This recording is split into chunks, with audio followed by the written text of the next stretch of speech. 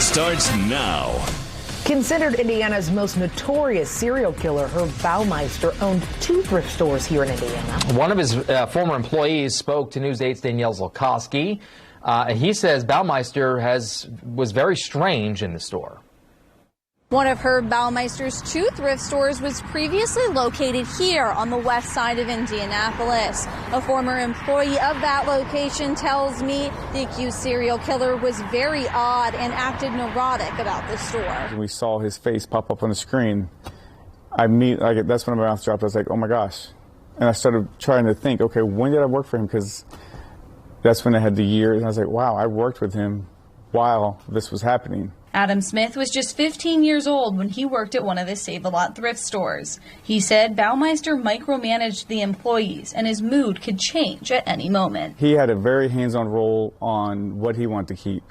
And he would tell us his expectations. And if we put something in the pile that we thought wasn't good, he would blow up and freak out. Smith said the employees had to sort the used goods that came in each day. He also did the yard work outside of Baumeister's store. It was hot that summer, so he did allow me to actually take my shirt off because it was no shade. And first week, I think I cut the trees down and weeded the whole parking lot. Baumeister is accused of luring LGBTQ men from Indianapolis gay bars to his Westfield home, where authorities say he killed them. Smith says he never felt unsafe with his boss, but often thinks of the amount of time he spent alone with the accused killer when he was a teen. My mouth dropped. First thought was, I'm not totally surprised, because he was, when I say, I don't have enough words to describe that, he was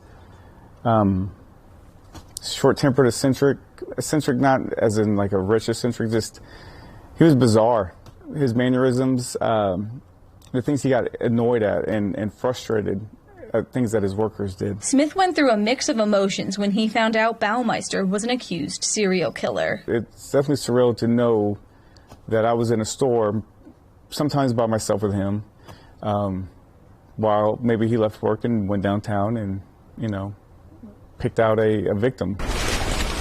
Reopening this case could give more families peace. Smith says it is time for this to finally be over for the victims and their families. Authorities in the case are asking anyone with a male relative that went missing in the 80s or 90s, no matter their sexuality, to come forward to the Hamilton County Coroner's Office and allow them to determine if they are one of Herb Baumeister's unidentified victims. In Indianapolis, Danielle Zolkowski, Wish TV, wishtv.com, and follow us on Facebook.